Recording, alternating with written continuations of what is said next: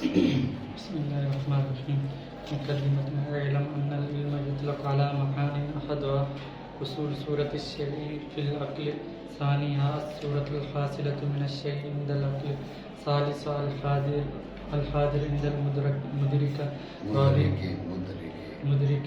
رابع قبول النفس لتلك الصورة، خامسها الإضافة الحاصلة بين العالم والمعلوم. بس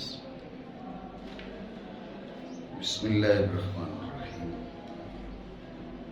مقدمہ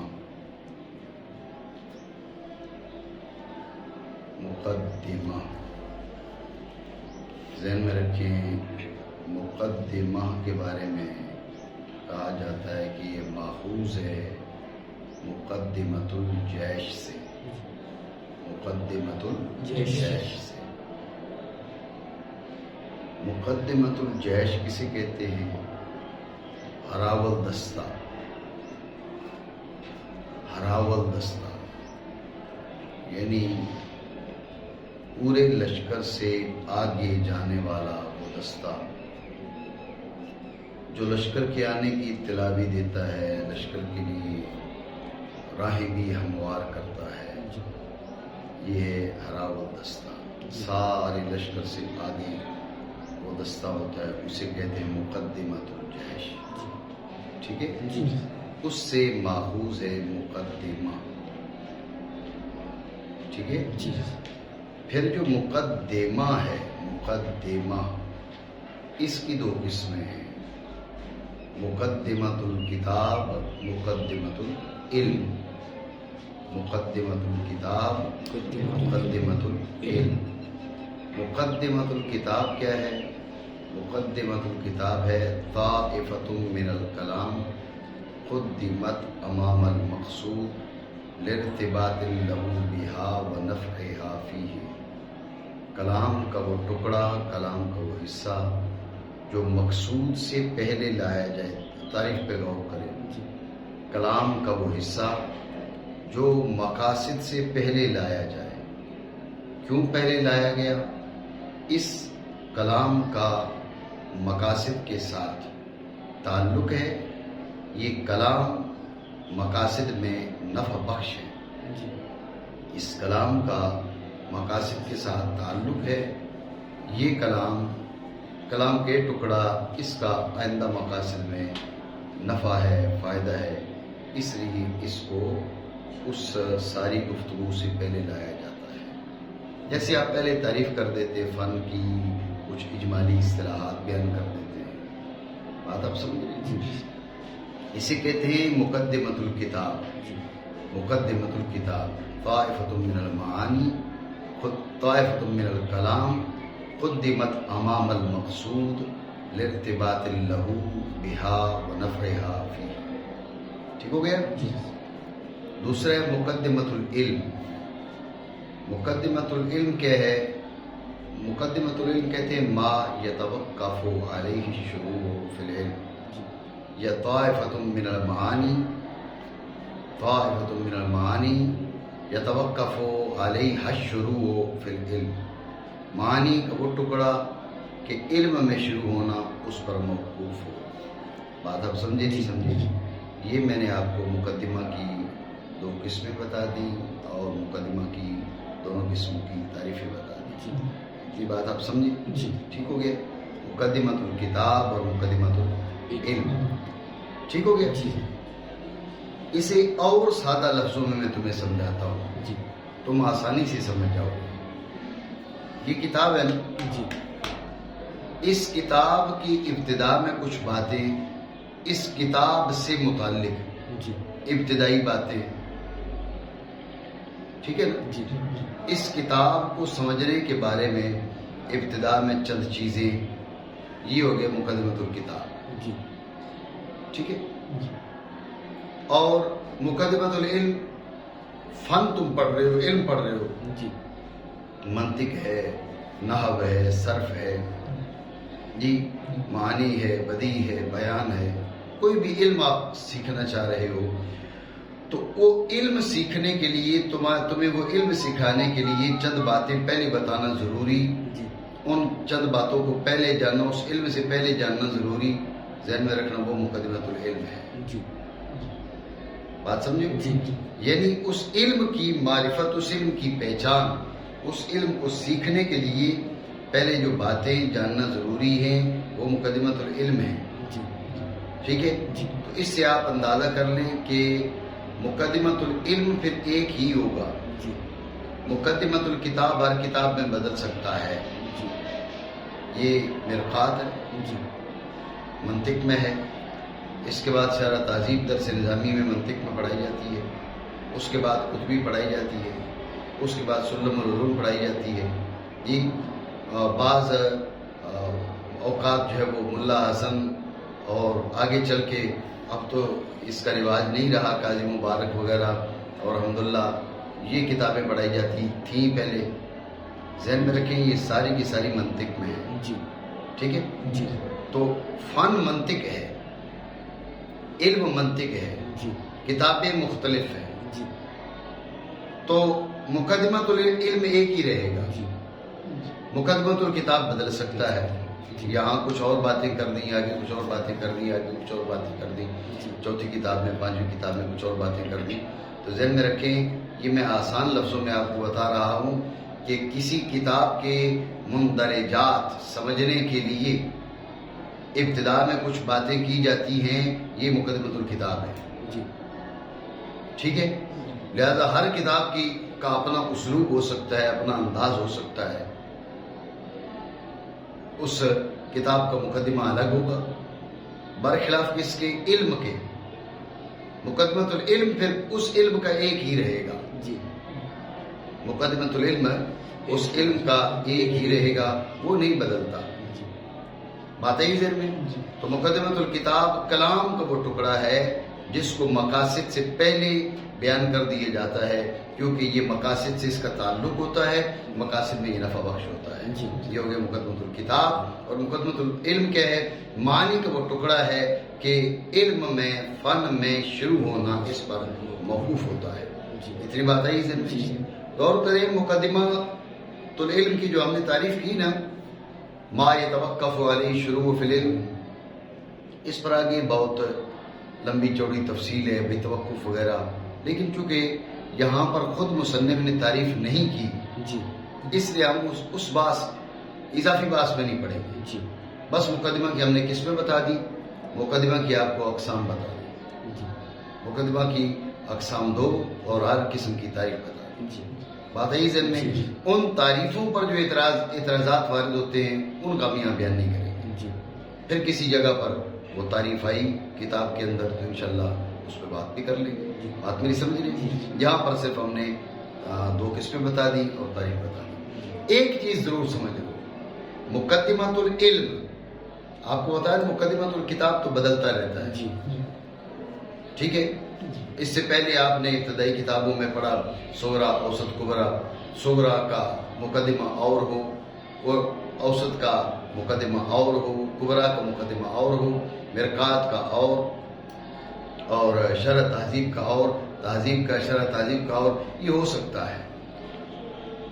علم کا، منطق کا ایک مقدمہ ایک ہی ہے. جی وہ کیا ہے؟ ذہن میں رکھیں، کہا جاتا ہے کہ وہ ایک تصور اور دو تصدیقیں ہیں. کیا؟ ایک تصور اور دو تصدیقیں. کیا؟ ایک تصور اور دو تصدیقیں. ایک تصور اور دو تصدیقیں ہیں. ایک تصور اور دو تصدیقیں ہیں. تصور کیا ہے؟ اس علم کی تعریف. ذہن میں رکھنا، یہ جو علم کی تعریف کی جاتی ہے نا، یہ تصور ہے، تصدیق نہیں ہے. جی تعریفیں جی تصورات ہیں، جی تعریفیں تصدیقات نہیں ہیں. جی بات ہے ذہن میں. جی کسی بھی شے کی جو تعریف کی جاتی ہے وہ تصدیق نہیں ہے، تعریف تصور ہے. تصور کی اقسام سے بات ہے ذہن میں. تو آپ نے جو تعریف کی تو تعریف تصور ہے، تعریف تصدیق نہیں ہے. جی یہ ایک ہو گیا تصور. جی تو مقدمۃ العلم میں تین چیزیں بیان ہوتی ہیں. جی ایک تصور، دو تصدیقیں. تصور کیا ہے؟ اس کی تعریف، علم کی تعریف. جی تصدیقیں کون سی؟ ایک ہے موضوع کی موضوعیت کا بیان، جی دوسرا ہے اس کی غرض کا بیان. تین چیزیں مشہور ہیں نا جو بیان کی جاتی مقدمہ میں. جی علم کی تعریف، غرض، موضوع، وہ یہی ہے. جی ٹھیک ہے؟ جی تو مقدمۃ العلم، یہ مقدمۃ الکتاب کی بات نہیں کر رہا. جی मुकद्दिमत इल्म की बात कर रहा हूँ। मुकद्दिमत इल्म जो है उसका मिस्दाक 3 चीजें हैं। एक उनमें से तसव्वुर है, 2 उनमें से तस्दीकें हैं। तसव्वुर क्या है? उस इल्म की तारीफ। तस्दीक क्या है? उस इल्म की गर्ज का बयान और उस इल्म के मौजू का बयान। ये बात आप ज़हन में रखिए। मुकद्दिमतुल इल्म का मिस्दाक है 3 चीजें हैं। मुकद्दिमतुल इल्म का मिस्दाक है 3 चीजें हैं। मुकद्दिमतुल किताब में कुछ भी आ सकता है। इतनी बात आप समझिए। तवज्जो है खुर्शीद। अब आप देखें ना आगे क्या कह रहे हैं। इल्म अन्नल इल्मा युतलक़ु अला मआनिन। इल्म की तारीफ करने जा रहे हैं। किसकी? इल्म की तारीफ करने जा रहे हैं, मंतिक की नहीं। ठीक है, मंतिक की तारीफ नहीं है, इल्म की तारीफ है। इल्म की तारीफ करने जा रहे हैं, मंतिक की नहीं। मंतिक की आगे चल के करेंगे। ठीक है। तो ये जो इल्म की तारीफ है ये मुकद्दिमतुल इल्म में नहीं आएगी, मुकद्दिमतुल किताब में आएगी। बात पता नहीं समझे हो नहीं? मुकद्दिमतुल इल्म में तो 3 चीजें आएंगी। उस फन की तारीफ, उस फन का मौजू, उस फन की गर्ज।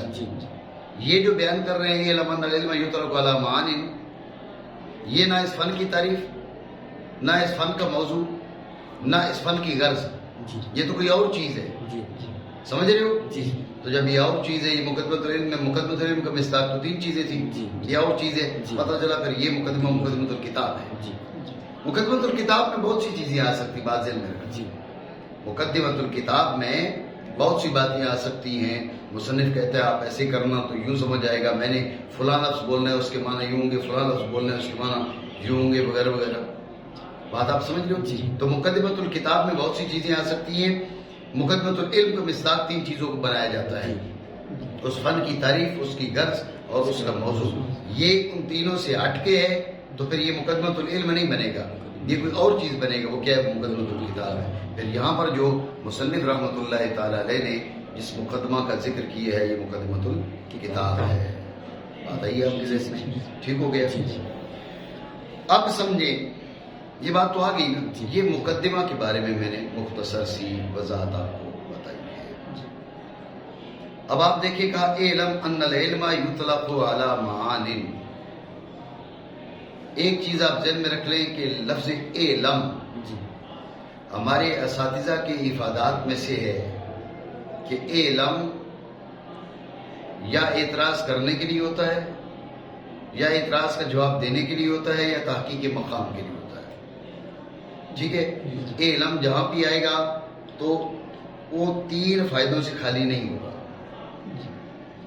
या तो किसी पर एतराज करना चाह रहे होंगे, या एतराज का जवाब देना चाह रहे होंगे, या तहकीक मकाम।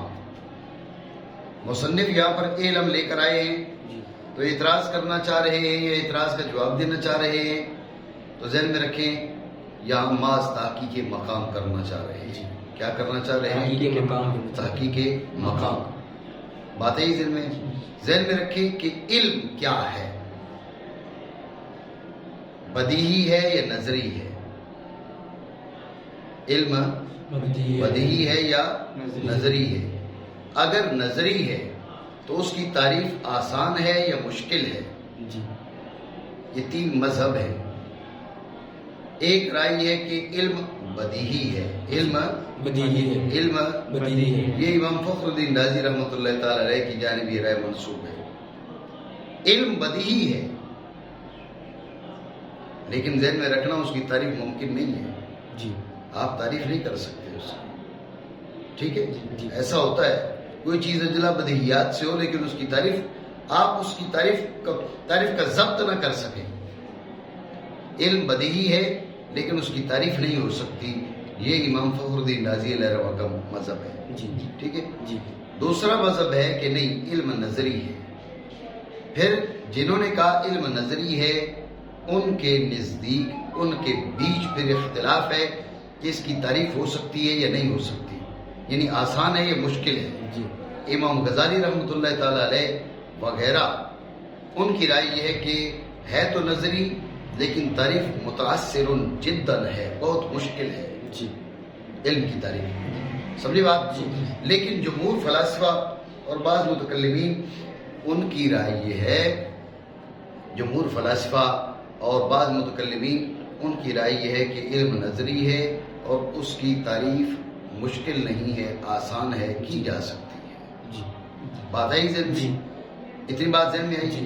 لیکن پھر تعریف کیا ہے؟ تعریف کیا ہے؟ اس میں اختلاف ہے.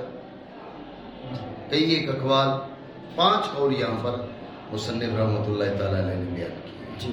بات آپ سمجھے نہیں سمجھے دوبارہ سمجھے. میں نے آپ کو بتایا علم یہاں پر تحقیق مقام کے لیے ہے. اختلاف اس بات میں ہے کہ علم بدیہی ہے یا نظری ہے. امام فخر الدین رازی علیہ رحمہ فرماتے ہیں علم بدیہی ہے. صحیح سمجھ آ رہی ہے نا؟ جی یہ دوبارہ اسی لیے دہرا رہا ہوں تاکہ پہلی بار اگر صحیح سے سمجھ نہیں آئے تو دوبارہ سے سمجھ آ جائے. پھر بھی سمجھ نہ آئے تو تم نے پوچھنا ہے مجھ سے. ٹھیک ہے نا؟ تو غور کریں کہ علم بدیہی ہے یا نظری ہے. امام فخر الدین رازی علیہ رحمہ کی رائے ہے کہ علم بدیہی ہے لیکن اس کی تعریف ممکن نہیں ہے، تعریف نہیں ہو سکتی. اکثریت کا مذہب یہ ہے کہ نہیں علم نظری ہے. جنہوں نے کہا علم نظری ہے ان کے بیچ پھر اختلاف ہے کہ آیا اس کی تعریف کرنا آسان ہے یا متعثر ہے، مشکل ہے انتہائی. امام غزالی وغیرہ کی رائے یہ ہے کہ اس کی تعریف جو ہے یہ نظری لیکن اس کی تعریف متاثر جداً ہے، انتہائی مشکل ہے. اور جنہوں نے کہا کہ جمہور فلاسفہ اور بعض متکلمین کی رائے یہ ہے کہ ہے یہ نظری لیکن اس کی تعریف ہو سکتی ہے، مشکل نہیں ہے. اتنی بات آپ سمجھے. جنہوں نے کہا تعریف ہو سکتی ہے ان میں پھر اختلاف پڑ گیا کہ تعریف ہے کیا. توجہ ہے؟ تعریف ہے کیا، تعریف ہے کیا، ان میں اختلاف پڑ گیا. کئی ایک اقوال ہیں. مصنف رحمہ اللہ تعالیٰ نے یہاں پر 5 اقوال ذکر کیے. بات آپ سمجھے نہیں سمجھے؟ وضاحت کرتے ہیں 5 اقوال کی. ٹھیک ہے نا؟ مانا کریں. جانو کہ علم کا اطلاق کیا جاتا ہے کئی معانی پر. آپ غور کریں، مصنف کی عبارت کا لطف سمجھے، لطافت سمجھے. معانی اس کے حروف کتنے ہیں؟ 5. جی 5. اور نہیں آتی گنتی؟ بولو نا پھر 5 کتنے ہیں؟ پھر سعید کے لیے الگ پیغام بھیجنا پڑے گا ہے نا. ٹھیک ہے، یہ تو الگ ہی پیغام ہوا نا. باقی پہلے بولے اور آپ الگ سے بولے. کتنے حروف ہیں؟ 5. معانی. مصنف نے کہا یطلق علی معانی. اس کے 5 حروف تو مصنف نے جو تعریفیں ہیں وہ بھی 5 ہی بیان کی. ٹھیک ہے نا. یہ کلام کی لطافت ہوتی ہے، کلام کی خوبیاں ہوتی ہیں. اچھا، ان نکات کو بیان کرنا بھی خوبی ہوتی ہے. آپ پڑھ کے آگے نکل جاؤ تو پھر تو آپ نہیں سمجھے نا. آپ نے کہا بھائی معنی کہا، چند ایک بیان کر دی. تو مصنف نے کہا یطلق علی معانن کے حروف 5. تو مصنف رحمہ اللہ تعالیٰ نے اس مناسبت سے 5 معنی ہی بیان کر دی. سمجھے بات کو؟ 5 کو ایک عظیم مناسبت بھی حاصل ہے جو حضور سید عالم صلی اللہ تعالیٰ علیہ وآلہ وسلم اور آپ کے خاندان پاک مولا کائنات مولا علی مشکل کشا اور سیدۃ النساء العالمین سیدہ فاطمہ زہرا سلام اللہ تعالیٰ علیہ، امام حسن اور امام حسین رضی اللہ تعالیٰ عنہما، آپ کے ساتھ بھی مناسبت حاصل ہے کہ وہ بھی نفوس عالیہ 5 ہیں. ٹھیک ہے. تو اللہ رب العالمین نے 5 کا جو نظام ہے وہ بھی بڑا عجیب بنایا ہے. نوازیں آپ پر 5 ہیں، آپ کے ہاتھوں کی انگلیاں 5 ہیں. 5 کی داستان بڑی لمبی ہے، ہماری گفتگو جو ہے وہ نکل جائے گی اپنے موضوع سے. تو آپ یہ بھی ذہن میں رکھیں کہ یہ 5 معنی بیان کرنے کی وجہ یہ بھی ہو سکتی ہے مصنف سنی ہے نا، ناسبی تو نہیں ہے. ٹھیک ہے نا. تو ناسبیوں کو چڑ ہوتی ہے حضور سید عالم صلی اللہ تعالیٰ علیہ وآلہ وسلم کے خاندان پاک سے، مولا کائنات سے. یہ ناسبیوں کو چڑ ہوتی ہے. جن لوگوں کو چڑ ہے یہ کسی نہ کسی درجے کے ناسبی ضرور ہیں. یہ بات ذہن میں رکھیں. جن کے سامنے سیدنا تاجدار صداقت سیدنا ابوبکر صدیق کا ذکر کیا جائے تو انہیں کوئی پریشانی نہیں ہوتی. سیدنا عمر فاروق اعظم ہی کی بات چلتی رہے کوئی انہیں تکلیف نہیں ہوتی. حضرت عثمان غنی رضی اللہ تعالیٰ عنہ کا ہی تذکرہ چلتا رہے کوئی اور بات نہ ہو تو کوئی پریشانی نہیں ہوتی. مولا کائنات کی بات کرو تو وہی پریشانی ہو جاتی ہے. جی تو اس کا مطلب کیا ہے؟ اس کا مطلب یہ ہے کہ دلوں میں کہیں نہ کہیں بیماری چھپی ہوئی ہے. ذہن میں رکھیں ناصبیت کی تعریف اس میں کئی اقوال ہیں. ایک قول یہ بھی ہے، ابن تیمیہ نے خود یہ بیان کیا، کہا کہ ناصبی وہ لوگ ہیں جو اپنے قول اور عمل سے آل مصطفیٰ کو، آل رسول کو تکلیف دے، جن کا قول اور عمل موجب اذیت ہو خاندان رسول کو. تو آپ دیکھیں خاندان رسول کا ذکر چھڑتے ہی یعنی کہ ماتھے پہ بل پڑ جائے تو خاندان رسول کو تکلیف نہیں ہوگی کہ ہمارے صدقے اللہ رب العالمین نے پورا جہان بنایا ہے، ظالموں تم کو ہمارا ذکر ہی برداشت نہیں ہوتا. ٹھیک ہے، تو ان میں ناصبیت کسی نہ کسی درجہ کی موجود ہے. تو مصنف رحمہ اللہ تعالیٰ کا تعلق اہل سنت سے ہے، تو ان کے بارے میں یہ نہیں تصور کیا جا سکتا کہ معاذ اللہ یہ بھی اس کمپنی کے تھے. تو لہٰذا 5 کا ذکر کرنے میں یہ چیز بھی، یہ مناسبت بھی ملوز ہو سکتی ہے کہ پنجتن پاک سے مناسبت ہے، پنجتن پاک سے نسبت ہے. بات سمجھے؟ بہرحال مصنف رحمہ اللہ تعالیٰ نے کیا کیا، یہاں پر 5 معنی بیان کیے. کتنے؟ 5. بات پہ توجہ کریں. علم عبارت ہے منشأ انکشاف سے، اس میں اتفاق ہے. علم عبارت کس سے؟ منشأ انکشاف سے. کس سے؟ کس سے؟ اس سے، اس پہ اتفاق ہے. یعنی آپ کو بتایا نا، کہا جی بعض نے کہا نظریے اور تعریف ممکن ہے. جنہوں نے کہا نظریے اور تعریف ممکن ہے وہ کہتے ہیں کہ علم عبارت ہے یہ سب کہتے ہیں علم عبارت ہے منشأ انکشاف سے. انہوں نے کہا جی علم عبارت ہے منشأ انکشاف سے. ٹھیک ہے، اب بات ہے منشأ انکشاف ہے کیا، اس کی نشاندہی. منشأ انکشاف کی نشاندہی میں اختلاف ہے.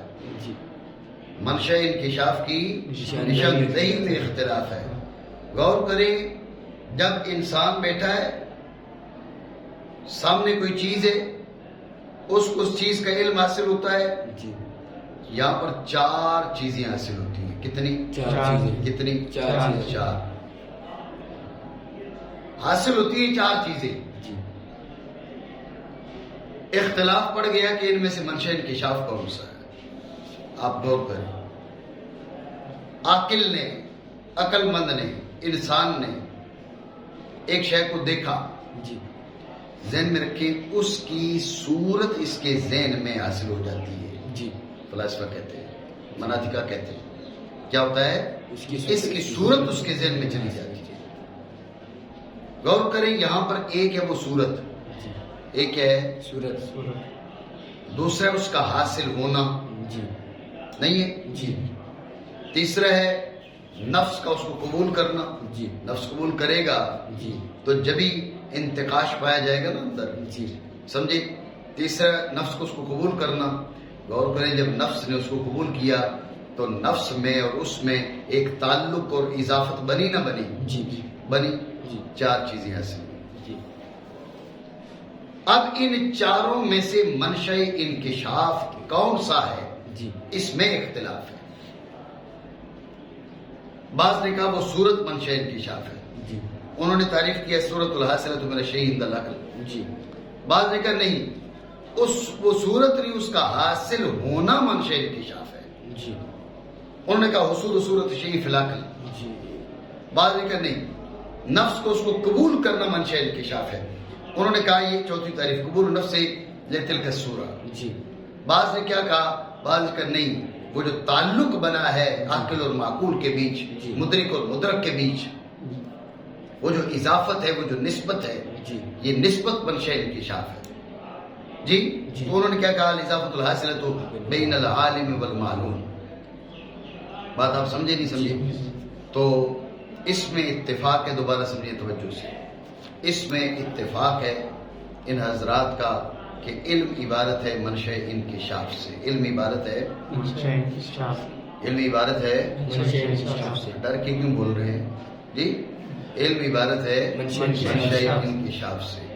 منشأ انکشاف کی نشاندہی میں اختلاف ہے. جب انسان کو علم حاصل ہوتا ہے، جب انسان کے ذہن میں کسی چیز کی صورت حاصل ہوتی ہے، تو ذہن میں رکھیں یہاں پر 4 چیزیں ہیں، 4 امور ہیں.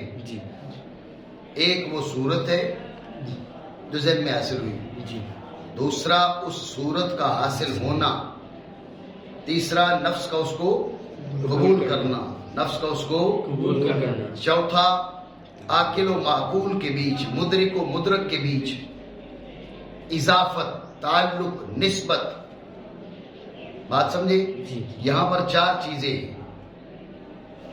تو منشأ ان چاروں میں سے منشأ انکشاف کیا ہے؟ توجہ ہے؟ ان چاروں میں سے منشأ انکشاف کیا ہے؟ اس میں اختلاف ہے. بعض نے کہا یہ جو صورت ہے نا یہ منشأ انکشاف ہے. انہوں نے تعریف کیا صورت الحاصلۃ من الشیء العقل. جنہوں نے کہا نہیں، دوسروں نے کہا نہیں یہ صورت نہیں ہے، اس کا حاصل ہونا منشأ انکشاف ہے. کیا؟ اس کا حاصل ہونا منشأ انکشاف ہے. انہوں نے تعریف کی حصول صورت الشیء فی العقل. کیا؟ حصول صورت الشیء فی العقل. یہ دوسری تعریف ہوگی. تیسرا گروہ اٹھا، انہوں نے کہا نہیں، نفس اس کو قبول نہ کرے تو بات بنتی نہیں ہے. صورتیں بھلے 1000 ہو، نفس نے قبول کرنا ہے تو ادراک ہونا ہے، نفس نے قبول کرنا ہے تو انکشاف حاصل ہونا ہے. تو منشأ انکشاف قبول النفس لتلک صورت ہے. تو انہوں نے یہ جو چوتھی تعریف یہاں مذکور ہے قبول النفس لتلک صورت، انہوں نے یہ تعریف کی. بات آپ میری سمجھ رہے ہو نہیں؟ جی. پانچواں جو ہے، پانچویں رائے یہ ہے کہ نہیں، جو عاقل اور معقول، عالم اور معلوم، مدرک اور مدرک، اس کے بیچ جو تعلق ہے، اضافت ہے، نسبت ہے، اصل میں منشأ انکشاف یہ ہے. کیونکہ تعلق تو حاصل ہوتا ہے نا، یہ تعلق منشأ انکشاف ہے. میری بات آپ سمجھے نہیں سمجھے؟ ٹھیک ہو گیا؟ خورشید ہے؟ جان لو کہ علم کا اطلاع کیا جاتا ہے چند معانی پر. ان میں سے ایک شے کی صورت کا عقل میں حاصل ہونا، دوسرا وہ صورت جو حاصل ہونے والی ہے شے سے عقل کے ہاں، تیسرا مدرک کے ہاں حاضر ہے. میں وضاحت مزید کر رہا ہوں، بات کریں گے، ٹھیک ہے نا. چوتھا نفس کا اس صورت کو قبول کرنا.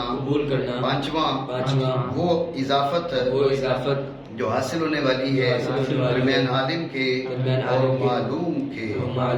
وجہ ہے یہ 5 معانی ہیں، 5 احتمالات ہیں، 5 امور ہیں جن کے بارے میں کہا جاتا ہے کہ یہ منشأ انکشاف ہے.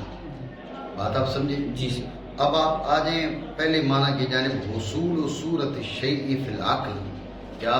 حصول صورت الشیء فی العقل، شے کی صورت کا ذہن میں حاصل ہونا. جی. حصول، یہ حصول علم ہے. بات پہ غور کریں، صورت نہیں ہے. جی. صورت علم نہیں ہے. جی. نہ وہ چیز علم ہے، نہ عقل علم ہے. جی. یہ جو حاصل ہونا ہے نا، جی، حاصل ہونا کا یہ حاصل ہونا یہ علم ہے. بات ہے ذہن میں؟ جی. لیکن یہ ذہن میں رکھیں، ان پر پھر آگے کئی اعتراضات ہیں، ان کے جوابات ہیں. بہت زیادہ تفصیل میں جائیں گے تو پھر صحیح طور پریشان ہو جائے گا. ٹھیک ہے نا؟ تو ایک بات چلے ذہن میں رکھ لیں، آگے چل کے انشاءاللہ آپ پڑھیں گے کہ مقولے ہیں 10. جی. مقولے کتنے ہیں؟ 10. مقولے ہیں 10. ایک جور ہے، 9 عرضے ہیں. اسی کتاب میں آگے آئے گی بات. جی. ٹھیک ہے.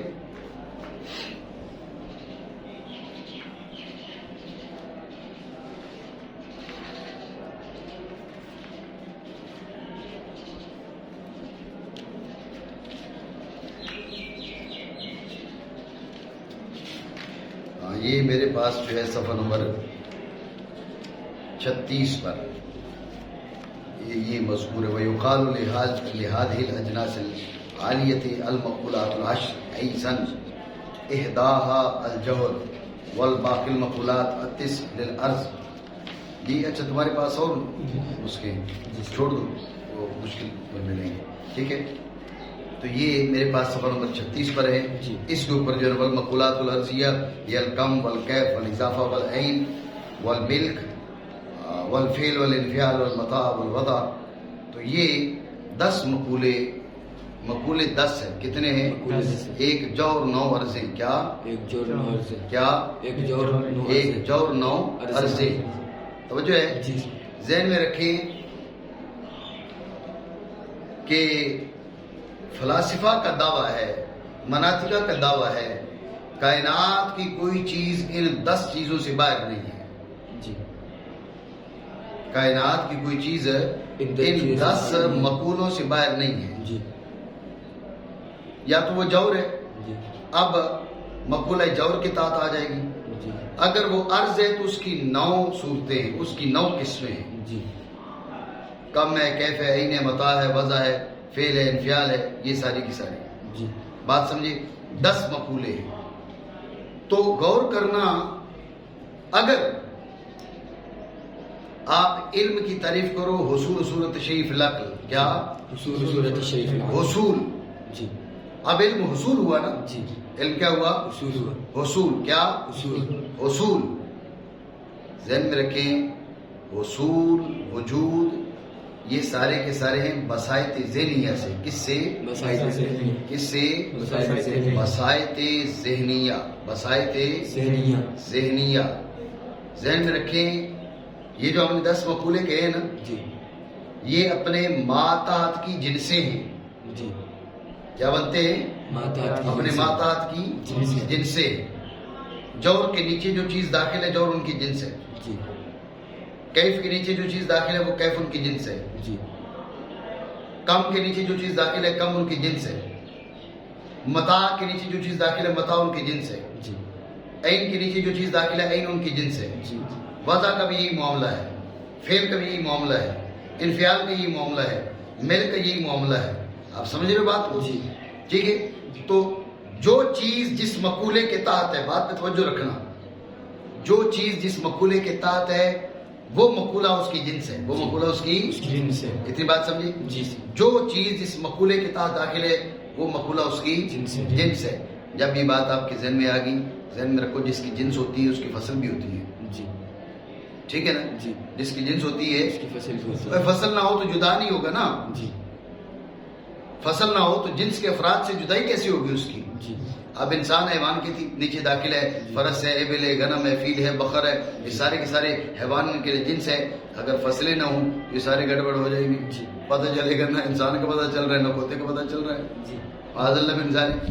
سمجھ رہے بات کو؟ جی. تو فصل ہوگی تو امتیاز حاصل ہوگا نا. جی ذہن میں رکھے جس کی جنس ہے اس کی فصل بھی ہے. جی تو بات آپ سمجھے، جو چیز جس مقولے کے تحت ہے وہ مقولہ اس کی جنس ہے. جی جس کی جنس ہے اس کی فصل بھی ہے، اور جس کے اندر جنس اور فصل ہو وہ مرکب ہے. جی ٹھیک ہے. جی جس کے اندر جنس و فصل ہو، جنس ایک جز ہوا نا، جی فصل دوسرا جز ہوا تو 2 جز ہوئے تو مرکب ہو گیا. جی مرکب بنا نہیں بنا. جی جب یہ ساری تقریر تمہیں سمجھ آ گئی تو یہ حصول جی یہ بسیط ذہنی ہے. کیا ہے؟ بسائط ذہنی ایسی ہے، بسیط ذہنی. جب یہ بسیط ہے تو اگر کسی مقولے کے نیچے داخل ہوگا تو پھر اس کو مرکب بننا پڑے گا. جی پھر اس کو کیا بننا پڑے گا؟ مرکب. ٹھیک ہے. کیونکہ مقولہ اس کی کیا بنے گا؟ جنس. مقولہ اس کے بنے گا جنس. ایک اور چیز لا کر اس کو بنانی پڑے گی فصل، وہ ہو جائے گا مرکب. لیکن ہے یہ بسیط. حصول وجود کی مانند بسائط ذہنیہ سے اور بسائط ذہنیہ سے بسیط ہے. تو مطلب کیا نکلا پھر ساری تقریر کا؟ مطلب یہ نکلا کہ اگر علم کی تعریف کرے حصول صورت شیء فی العقل تو علم 10 مقولوں سے باہر نکل جائے گا. جی علم کیا ہوگا؟ 10 کے 10 مقولوں سے باہر نکل جائے گا. کیوں؟ اس لیے کہ علم حصول سے عبارت تو حصول بسائط ذہنیہ سے ہے، اور جو بسیط ذہنی ہے وہ کسی مقولے کے تحت داخل نہیں ہوتا۔ اب فلاسفہ کی وہ بات کدھر چلی جائے گی کہ کائنات کی کوئی چیز نہیں ہے جو ان 10 چیزوں سے باہر ہو۔ بات سمجھے؟ انہیں کہا جائے گا کہ دیکھو علم تو نکل گیا، نہیں سمجھو بات کو۔ تو خرابی کہاں سے آئی؟ خرابی یہاں سے ہے کہ آپ نے علم کی تعریف کے اصول صورت شیء 100 ماننا پڑے گا، یہ تعریف درست نہیں ہے۔ یہ جن لوگوں نے رد کیا اس کا، یہ صاحب افق مبین جو نا اس نے یہ تعریف کی تھی، ان کے رد میں انہوں نے کہا کہ نہیں، یہ اصول صورت شیء فلک یہ تعریف آپ نہیں کر سکتے، ورنہ علم کیا ہے یہ 10 کی 10 چیزوں سے باہر نکل جائے گا، مقولات اشرا سے باہر نکل جائے گا۔ بات سمجھے نہیں؟ اس بات کا خلاصہ دوبارہ سمجھے۔ پہلا ایک مذہب یہ ہے کہ حصول صورت شیء فی العقل، حصول صورت شیء فی العقل، شے کی صورت کا عقل میں حاصل ہونا، یہ علم ہے۔ میری بات سمجھ رہے ہو نہیں؟ یہ حاصل ہونا علم ہے، وجہ ہے یہ حاصل ہونا علم ہے۔ غور کریں، ان پر اعتراض ہے کہ آپ نے کہا حاصل ہونا علم ہے۔ اعتراض کی اجمالی تقریر پہلے کر دیتے ہیں تاکہ تمہیں سمجھ میں آ جائے۔ اعتراض کی اجمالی تقریر یہ ہے کہ اگر علم عبارت ہو حصول صورت شیء فی العقل سے، تو اب علم مقبولات عشر میں سے کسی کے نیچے داخل نہیں رہے گا، باہر نکل جائے گا۔ اور یہ فلاسفہ اور مناطقہ کے مسلمات کے خلاف ہے، ان کے نظریات کے خلاف ہے۔ وہ کہتے ہیں کائنات کی کوئی چیز بھی ان 10 مقولوں سے خارج نہیں ہے، تو اب علم 10 کے 10 مقولوں سے باہر نکل جائے گا۔ یہ اجمالی تقریر اعتراض کی بات آپ سمجھ رہے ہو۔ تفصیل اجمال کی، اس اجمال کی تفصیل یہ ہے کہ مقولے ہیں 10 فلاسفہ کے نزدیک، مناطقہ کے نزدیک۔ ایک جور ہے 9 عرضے، ایک جور ہے 9 عرضے، یہ اپنے ماتحت کے لیے ہوتی ہیں جن سے، کیا ہوتی ہے؟ یہ اپنے ماتحت کے لیے جن سے، جو جور کے نیچے داخل جور اس کے لیے جنس، جو کیف کے نیچے داخل کیف اس کے لیے جنس، جو کم کے نیچے داخل کم اس کے لیے جنس، فعل، انفعال، متاع، وضع، ملک، یہ سارے کے سارے جو ان کے نیچے داخل یہ ان کے لیے جنس ہے۔ ٹھیک ہے؟ جب یہ بات آپ کے ذہن میں آ گئی تو دوسری طرف سمجھو کہ جس کے لیے جنس ہے اس کے لیے فصل ہے، جس کے لیے جنس ہے اس کے لیے فصل ہے، وہ مرکب ہے۔ لیکن یہ جو حصول ہے یہ وجود کی مانند بسائط ذہنیہ سے ہے، جو حصول ہے وجود کی مانند بسائط ذہنیہ سے ہے، یہ بسیط ہے۔ حصول کیا ہے؟ بسیط ہے۔ اگر مقولات عشر میں سے کسی کی تحت داخل کرو گے وہ مرکب ہے، یہ بسیط ہے، حصول بسیط ہے، سمجھے؟ وہ کیا ہے؟ مقولات عشر کے نیچے جو بھی چیز داخل ہے وہ مرکب ہے۔ جب وہ مرکب ہے، یہ بسیط ہے، تو یہ پھر کسی کے نیچے داخل ہے؟ نہیں۔ مقولات عشر کے نیچے جو بھی داخل ہے، مقولات عشر کے نیچے جو داخل ہے وہ ان کے لیے مقولات کیا ہے؟ وہ مقولہ اس کے لیے جنس ہے، جب جنس ہے تو اس کے لیے فصل بھی ہے، وہ مرکب ہو جائے گا۔ بات سمجھے نہیں؟ یہ ہو جائے گا مرکب۔ اب مقولات عشر کے نیچے جو چیز داخل ہے وہ مرکب ہے، حصول صورت شیء فی العقل یہ بسیط ہے۔ اب یہ پھر کیا ہے؟ یہ مقولات عشر کے نیچے داخل ہی نہیں ہوا۔ فلاسفہ مناطقہ ان کی جو تقریر ہے کہ بھئی عالم کی کوئی چیز ایسی نہیں ہے جو 10 کے نیچے داخل نہ ہو، یہ کدھر چلی جائے گی؟ ان کی بات تو علم کی تاریخ میں باتیں لو کے رہ گئی ہیں۔ سمجھے بات کو؟ تو خرابی کہاں سے لازم آئی ہے؟ خرابی یہاں سے لازم آئی کہ جب آپ نے کیا کہا کہ علم کیا ہے؟ علم ہے حصول صورت شیء فی العقل۔ اگر یہ مانو تو پھر یہ مقولات عشر سے خارج ہو جائے گا۔ مقولات عشر سے کوئی چیز خارج ہے نہیں، سو ماننا پڑے گا علم کی تعریف درست نہیں۔ میری بات آپ سمجھے نہیں؟ بات سمجھ رہے ہو؟ ٹھیک ہے؟ تو لہٰذا مطلب یہ نکلا، ایک رائے یہ ہے کہ علم عبارت ہے حصول صورت شیء فی العقل سے، علم عبارت ہے حصول صورت شیء فی العقل سے، ایک رائے یہ ہے۔ لیکن اس رائے کو کمزور کہا گیا ہے، ضعیف کہا گیا ہے۔ کیوں؟ اس ضعف کا، اس اعتراض کا خلاصہ یہ ہے، اگر اس کو آپ علم قرار دیتے ہیں تو اب یہ مقولات عشر سے باہر نکل جائے گا۔ حالانکہ فلاسفہ مناطقہ ان کے نظریات، ان کے مسلمات یہ ہیں کہ عالم کی کوئی چیز مقولات عشر سے خارج نہیں ہے، یہ مقولات عشر سے خارج ہو جائے گا۔ جی اتنی بات آپ سمجھے نہیں جی، سمجھے؟ جی۔ ان میں سے ان میں سے ایک ایک شے کی صورت کا شے کی صورت کا حاصل ہونا حاصل ہونا عقل میں۔ عقل میں۔ غور کریں عقل کیا ہے؟ میں سادہ لفظوں میں آپ کو بتاتا ہوں۔ آئینہ ہوتا ہے نا، آئینہ، جی جی جی آئینہ ہے، اس کے اندر تصویریں نقش ہوتی ہیں، جی جو چیز اس کے سامنے آتی ہے وہ اس میں منتقش نہیں ہو جاتی، جی یوں منتقش نہیں ہوتی، مطلب نظر آتی ہے۔ جی تو آئینہ سامنے رکھا ہوا ہے، تو اب کیا ہے، آپ کی صورت اس میں منتقش ہو جاتی ہے، آپ اس کے سامنے آتے ہیں جی تو یہ ہے خارجی آئینہ۔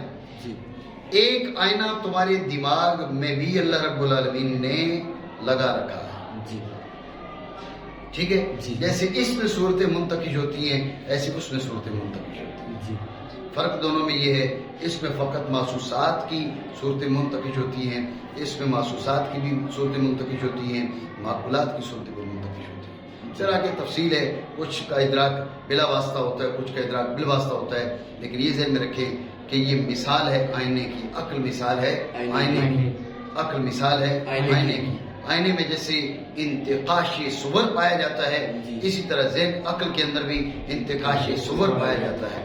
فرق یہ ہے کہ آئینے میں انتقاش صور محسوسات ہے اور عقل میں انتقاش صور محسوسات ہے، انتقاش صور معقولات ہے، اور دیگر امور بھی اس عقل کے اندر منتقش ہو جاتے ہیں۔ جی بات سمجھے؟ یہ میں نے عقل کی تھوڑی سی وضاحت آپ کو بتا دی، مانا کریں۔ ان میں سے ایک ہے شے کی صورت کا شے کی صورت حاصل کا ہونا حاصل عقل ہونا میں۔ عقل میں۔ آج کے لیے اتنا کافی ہے، صحیح ہے؟ جی ٹھیک ہے، باقی آگے پھر چلتے ہیں، دہرانا ضرور۔ جی